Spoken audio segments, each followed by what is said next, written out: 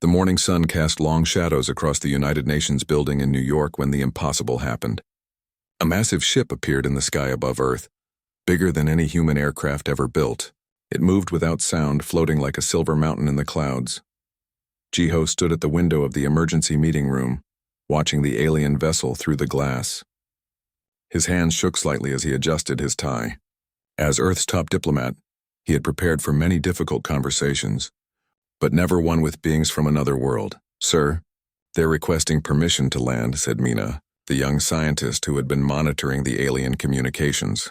Her voice was steady, but Jiho could see the excitement in her eyes. She had spent years studying space, dreaming of this moment. President Soman entered the room, followed by General Hyunwoo and other world leaders. The weight of humanity's future rested on their shoulders. "What do we know about them?" she asked. Tae Yang, the military strategist assigned to the first contact team, looked up from his tablet. "They call themselves the Galactic Council. They say they represent thousands of worlds across the galaxy. They want to meet with our leaders to discuss Earth joining their organization." The alien ship landed in a field outside the city. When the doors opened, 3 beings walked out. The first looked like a tall snake that could stand upright, with smooth green skin and large yellow eyes. The second creature appeared to be made of living crystal, sparkling in the sunlight as it moved. The third was more like a giant insect, with 4 arms and wings that folded against its back. Jiho led the human delegation to meet them. His heart pounded as they approached the aliens. The snake-like being stepped forward and spoke in perfect English. "Greetings, humans of Earth.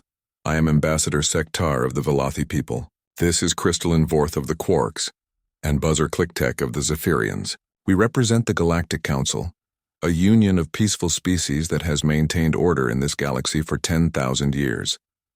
The crystal being, Vorth, made a sound like wind chimes when it spoke. "We have been watching your world for some time.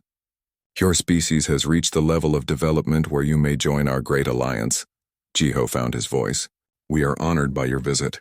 I am Jiho, representing Earth's governments. We welcome the chance to learn about your council." Over the next few days, the aliens explained how the Galactic Council worked. They made it sound wonderful. Thousands of worlds lived in peace, sharing technology and resources. Wars were a thing of the past.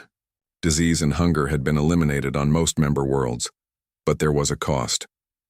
To join the Council, each new world must contribute to the common defense, Sektar explained during one of their meetings. "Earth would need to provide 60% of your military forces and allow us mining rights to your rare minerals." General Hyunwoo shifted uncomfortably in his chair. 60% seems like a lot. What exactly are we defending against? The crystal alien Vorth made a harsh sound. "The Helix Confederation. They are a group of savage species that refuse to join our peaceful alliance. They attack council worlds, steal resources, and enslave populations. We have fought them for centuries." Clicktech, the insect-like alien, buzzed its wings. "Without council protection, Earth would be defenseless against them. Your primitive weapons would be useless against their technology." Mina leaned forward. "Could we see some examples of this technology? As a scientist, I'm very curious about how your systems work." The aliens exchanged glances. "Of course," Sektar said. "But first, let us show you what happens to worlds that refuse our protection." They displayed holographic images of destroyed planets. Cities in ruins, populations fleeing in terror. "This is what the Helix Confederation does to unprotected worlds," Vorth explained. "Without the Council's shield, Earth would suffer the same fate." President Soman studied the images with a grim expression. "How soon would we need to make this decision?" "The Helix forces are already moving toward this sector of the galaxy," Sektar replied. "We estimate they will reach Earth within 6 months. If you join the Council now, we can begin moving our defense fleet into position immediately." The world leaders held emergency meetings. The choice seemed clear. Join the Council and give up most of their military or face destruction from the Helix Confederation. After heated debates and sleepless nights, they made their decision. "Earth accepts membership in the Galactic Council," President Soman announced at the signing ceremony. Jiho signed the documents with a heavy heart, wondering if they were making the right choice. The changes began immediately. Council ships arrived to collect Earth's military equipment. Weapons, vehicles, and even nuclear missiles were loaded onto alien transports. The aliens assured them this was temporary, just until Earth's defenses could be upgraded with Council technology. Mining operations started across the planet. The aliens were particularly interested in rare earth elements, which they said were needed for their advanced computers and energy systems. Huge machines appeared overnight, digging deep into the earth.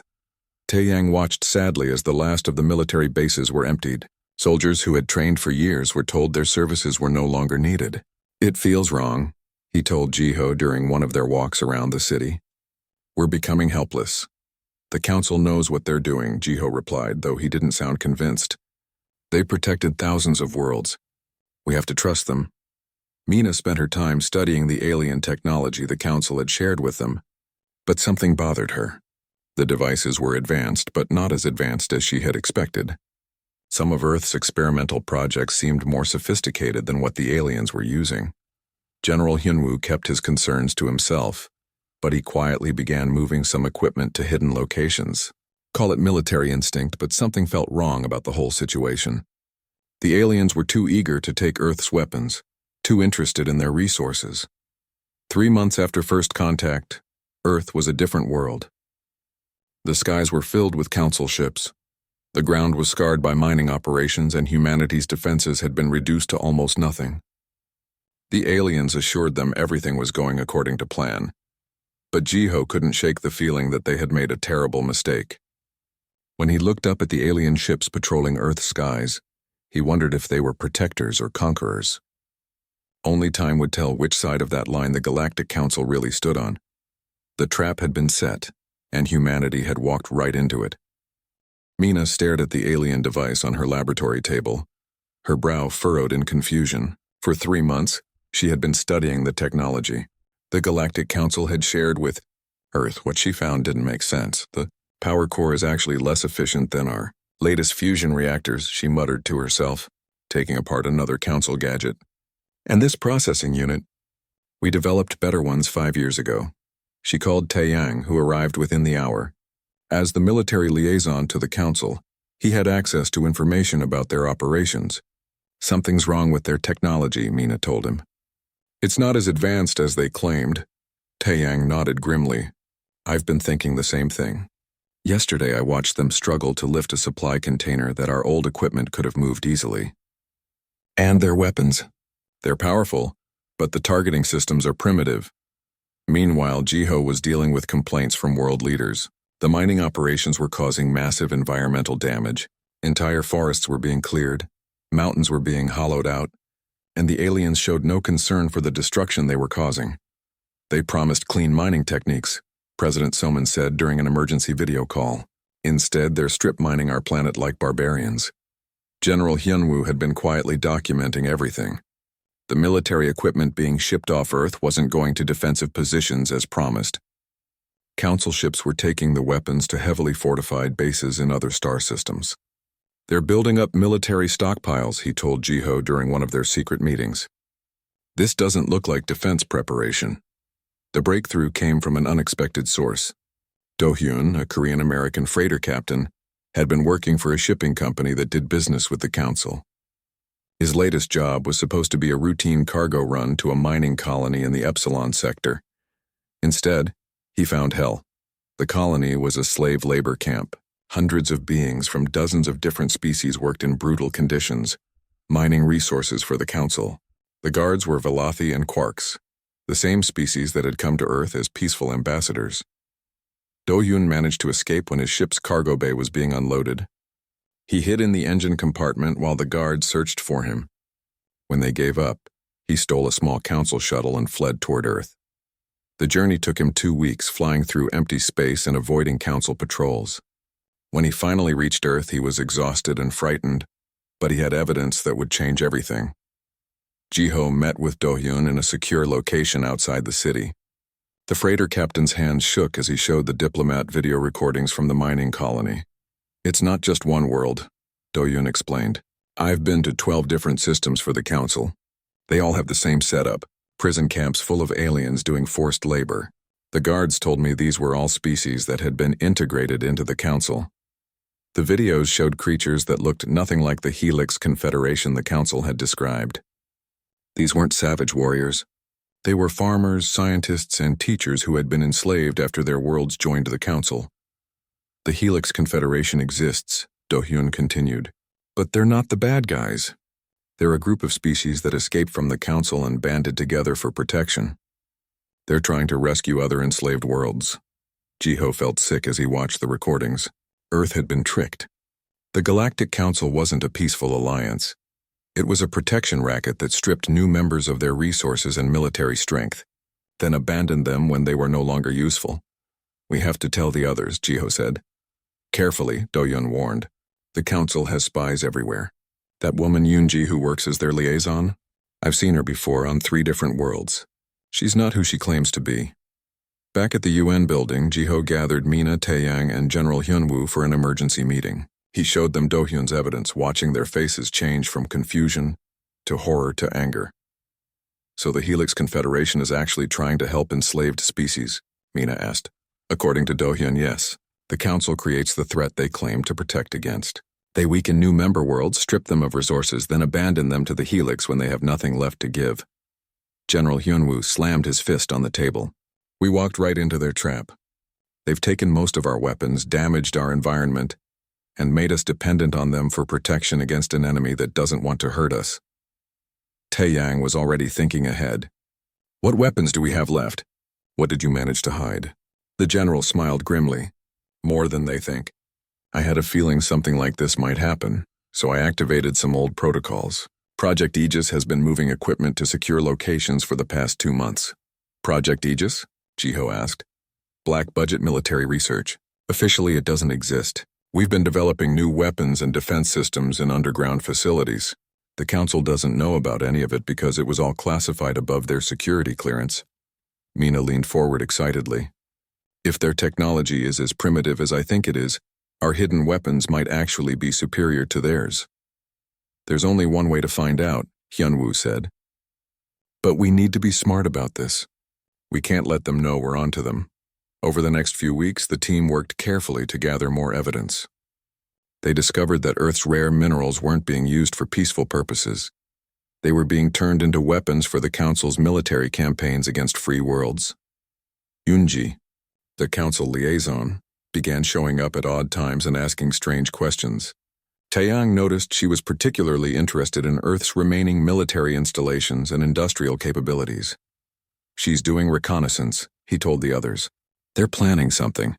Do-hyun made contact with the Helix Confederation through hidden communication channels. The response came back within days.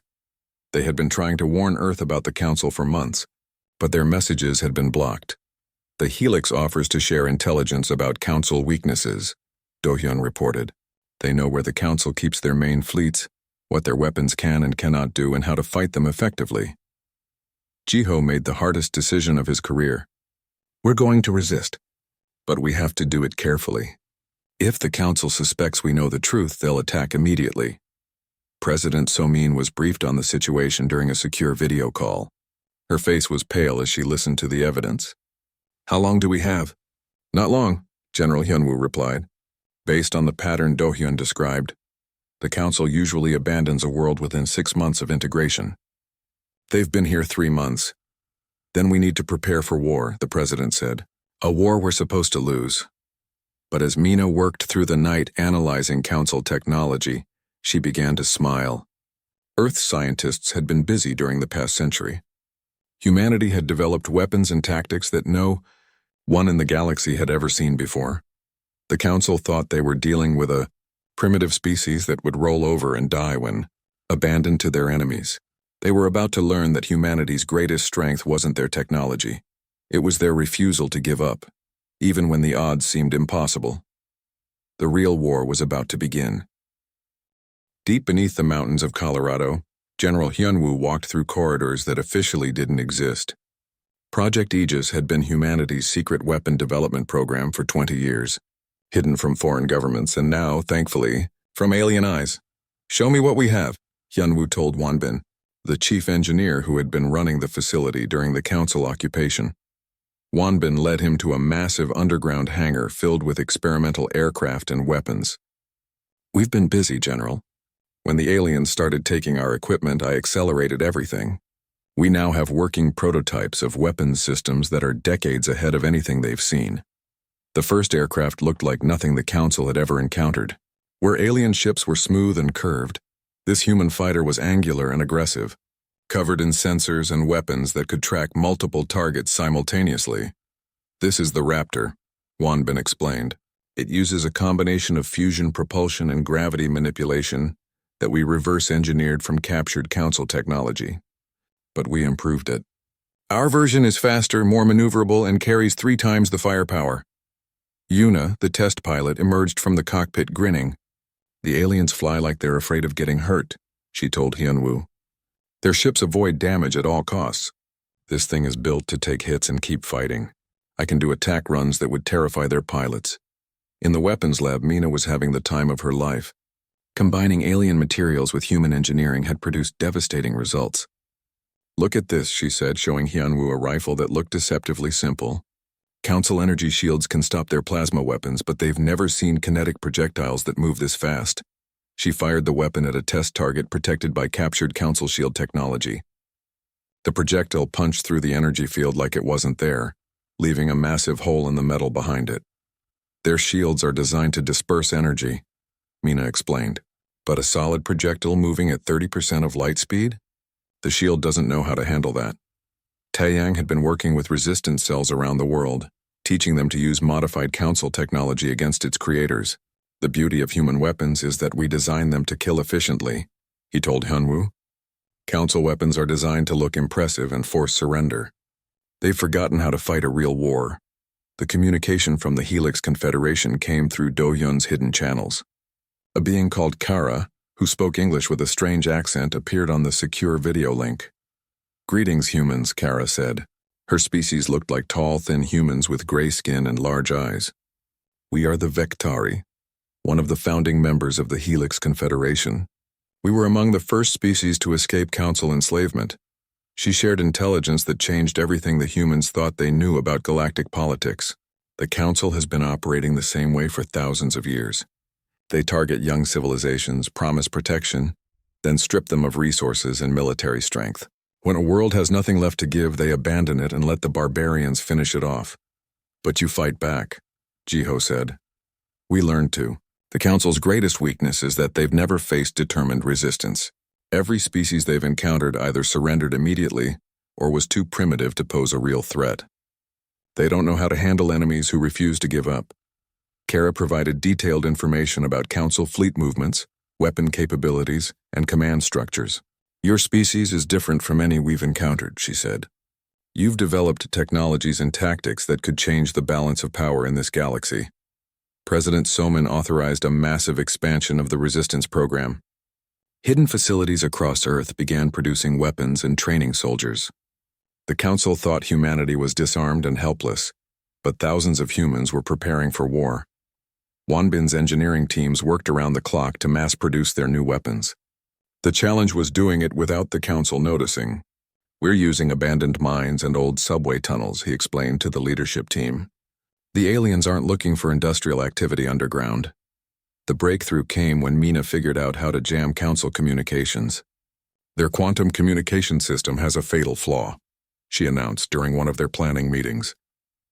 It assumes the receiver wants to accept the message. If we flood their frequencies with white noise, their entire command structure falls apart. Yuna had been training a squadron of pilots in the new fighting tactics. Council pilots rely on their shields and superior technology, she explained. They don't expect enemies to ram their ships or use suicide attacks. Human pilots are willing to die to complete the mission. That scares them. The Council was growing suspicious. Yunji, their liaison, had been asking more questions about Earth's remaining industrial capacity. Taeyang noticed Council ships performing surveillance flights over areas where resistance activities were taking place. They know something is wrong, he told Jiho. We need to be ready to act soon. The final piece of intelligence came from an unexpected source, a Council technician named Zefik, who belonged to a species that had been enslaved generations ago, secretly contacted the resistance. High Counselor Vexitar is planning to use Earth as a forward base for attacking the Helix Confederation, Zefik revealed. Once your world is established as a military staging area, they will abandon it to inevitable retaliation. It's the same pattern they've used on dozens of worlds. The timeline had accelerated. Earth had days, not weeks, before the Council revealed their true intentions. "We need to coordinate with resistance cells on other worlds," General Hyunwoo decided. "If we're going to fight, we fight everywhere at once." Do-hyun's smuggling contacts proved invaluable. Through hidden trade routes, human-designed weapons and communication equipment began appearing on enslaved worlds across the galaxy. Species that had been oppressed for centuries suddenly found themselves with the tools they needed to fight back. The night before the planned uprising, Chiho stood on the roof of the UN building, looking up at the Council ships patrolling the sky. In 12 hours, those ships would learn what happened when you underestimated humanity. "Are you ready for this?" Mina asked, joining him on the rooftop. "No," Chiho admitted, "but we don't have a choice. If we don't fight now, Earth becomes another slave world." Across the planet, resistance cells prepared for battle. In the hidden facilities, Wanbin's weapons were loaded onto Yuna's fighters. Taeyang coordinated with Helix Confederation, forces preparing simultaneous attacks on Council positions throughout the galaxy. The Council had spent months weakening Earth's defenses and stripping away its resources. They thought they had turned humanity into helpless victims ready for exploitation. Tomorrow, they would discover that humanity's greatest weapon wasn't any piece of technology. It was their absolute refusal to surrender, even when facing impossible odds. The galaxy was about to learn why humans had survived every disaster their homeworld could throw at them. The war for galactic freedom was about to begin, and humanity was ready to show the universe what happened when you backed the wrong species into a corner. The attack began at exactly midnight, Earth time. Yuna's fighter squadron launched from hidden underground bases, their ships invisible to Council sensors thanks to Mina's stealth modifications. The first Council patrol never knew what hit them.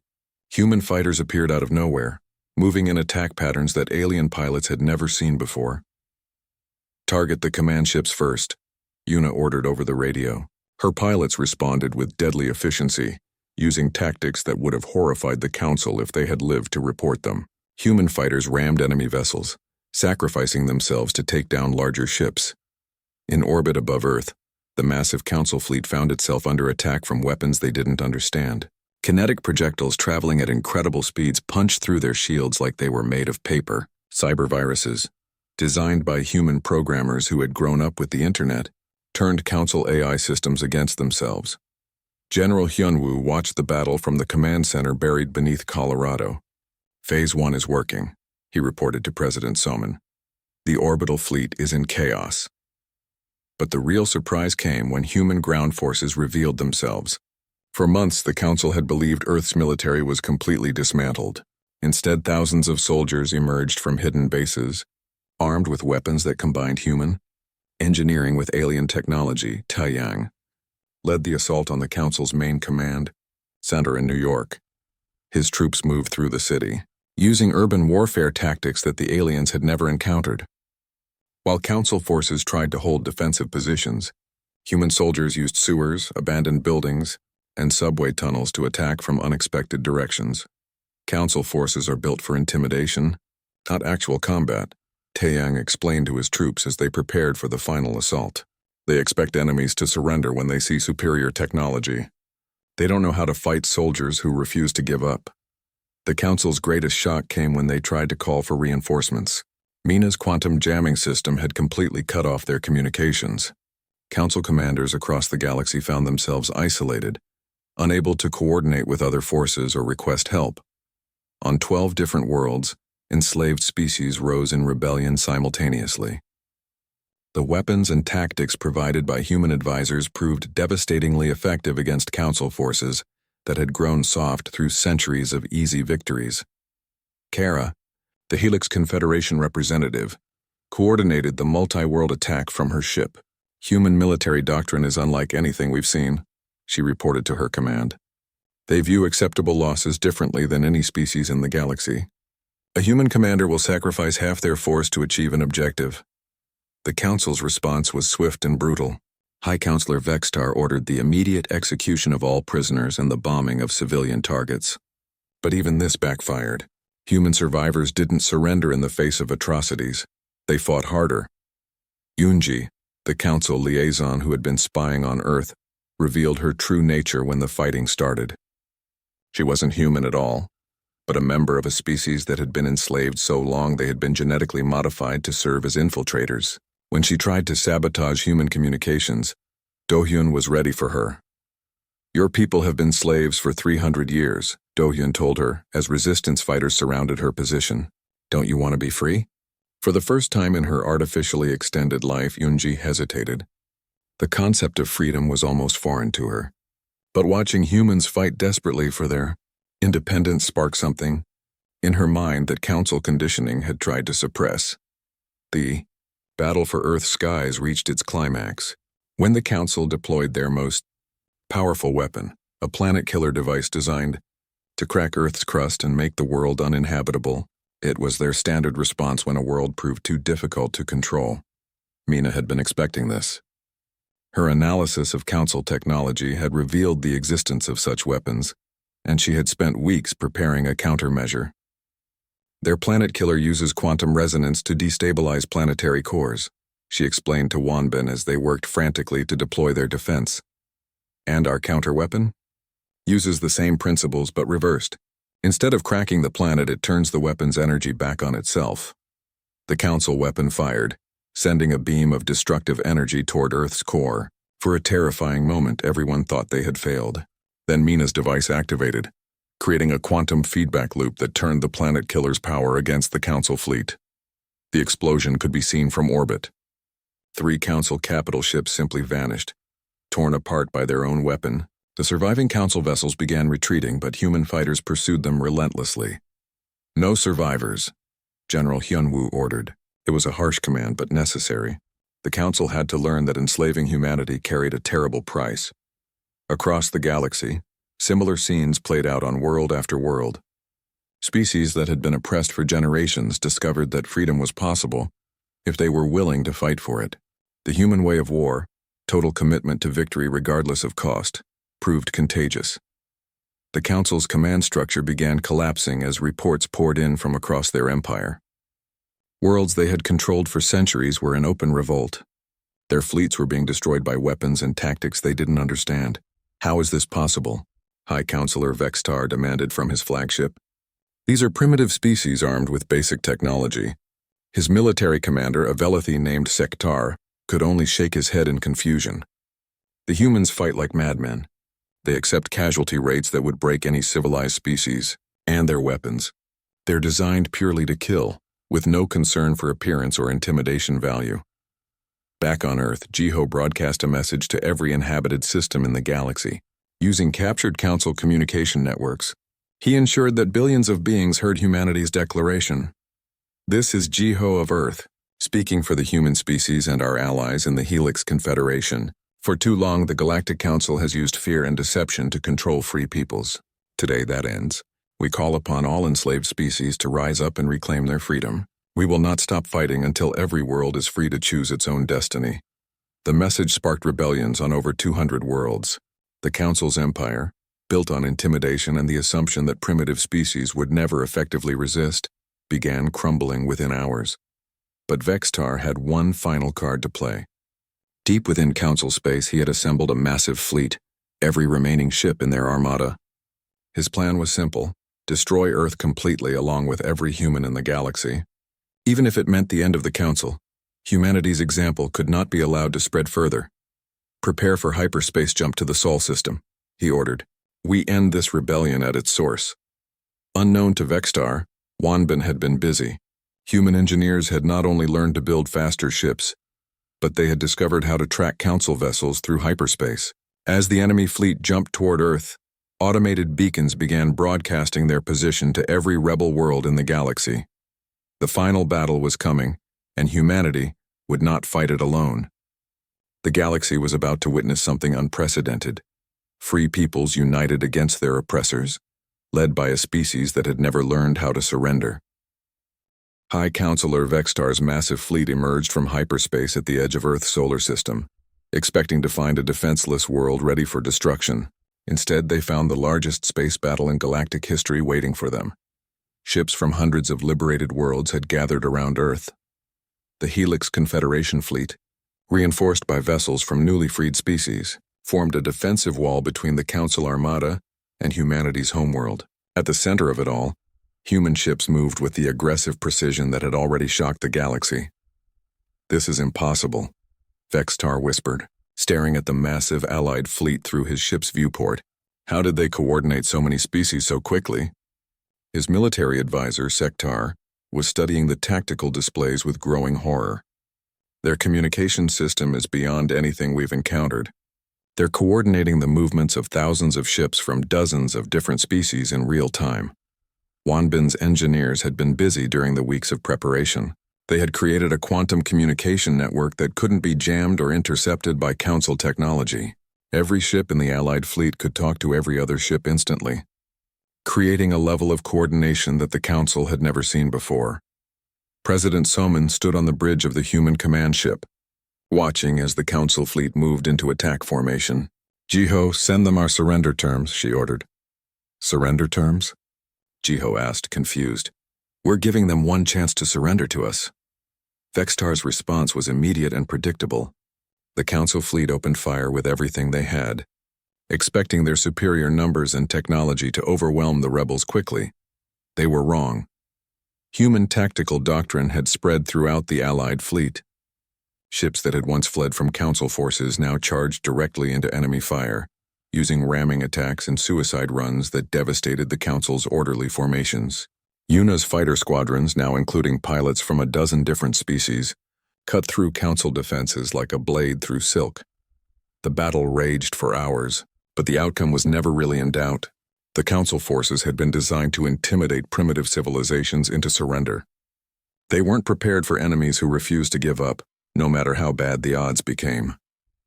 "All Council ships are retreating or destroyed," Taeyang reported from his command position. "The flagship is requesting permission to surrender." But the real victory wasn't happening in space. Across the galaxy, Jiho's broadcast had reached every inhabited world. Video footage of the Council's defeat at Earth was spreading through communication networks that the Council couldn't control. On world after world, enslaved populations were rising up against their oppressors.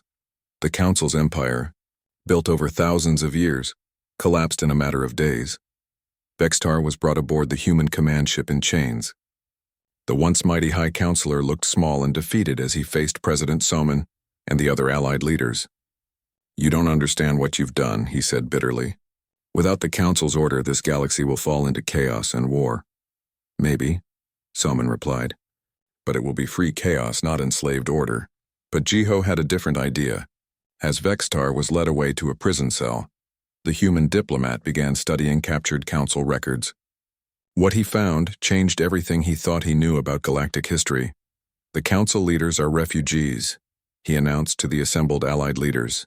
Their own worlds were destroyed by an even older empire thousands of years ago. They've been perpetuating the same cycle of oppression that once victimized them. Mina, who had been analyzing Council historical records, nodded grimly. They became the thing they once fought against.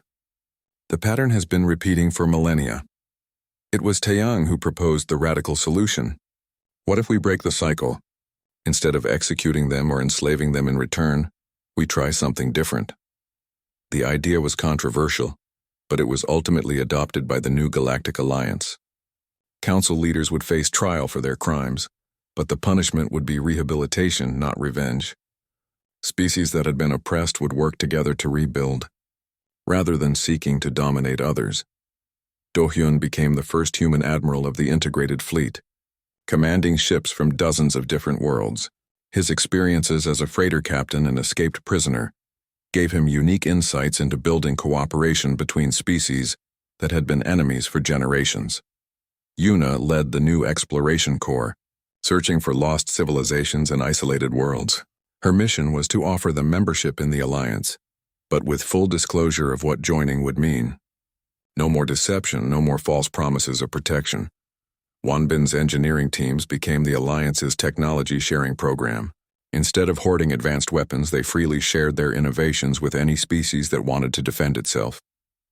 The galaxy's smaller civilizations would never again be helpless against would-be conquerors. 6 months after the Battle of Earth, Jiho stood in the assembly hall of the new Galactic Alliance as its first Secretary General. Representatives from over 400 worlds had gathered to establish the principles of their new government. "We are not building an empire," Jiho addressed the assembly. We are creating a partnership. Any world can leave at any time. Any species can maintain its own military and make its own decisions. Our only requirement is that members cannot attack or enslave others. The Alliance's first major test came sooner than expected. Long-range sensors detected a massive fleet approaching from outside the galaxy. Another empire confident in their technological superiority, just as the Council had once been. Jiho smiled as he read the intelligence reports. The approaching empire had sent diplomatic messages demanding the galaxy's submission to their authority. They claimed to have weapons and technology beyond anything the primitive local species could imagine.